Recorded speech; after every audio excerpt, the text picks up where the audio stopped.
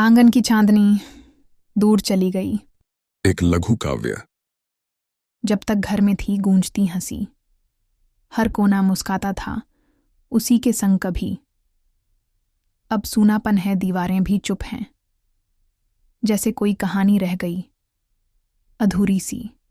अलमारी में सजे हैं उसके चूड़ी कंगन, कभी जिनमें घुलती थी रुनझुन की लय। खिलौने भी जैसे ठिठक से गए हैं, जिनसे खेलते खेलते सो जाती थी वह।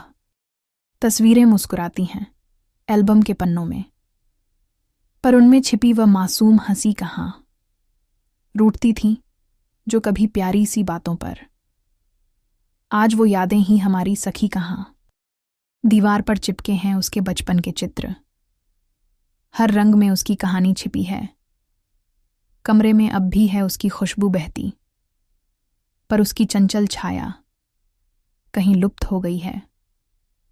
पर उसकी चंचल छाया कहीं लुप्त हो गई है।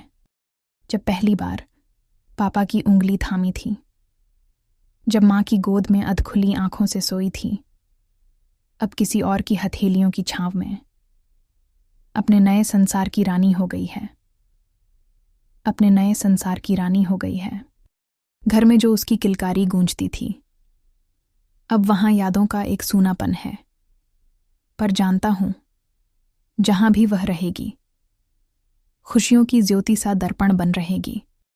बिटिया, तेरा ये घर सदा तेरा ही रहेगा। तेरी हंसी की गूंज हवा संग सदैव बहती रहेगी। बिटिया, तेरा ये घर सदा तेरा ही रहेगा।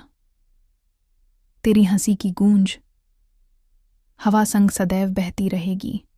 धन्यवाद इस काव्य को सुनने के लिए। आप सभी श्रोताओं का हृदय से आभार।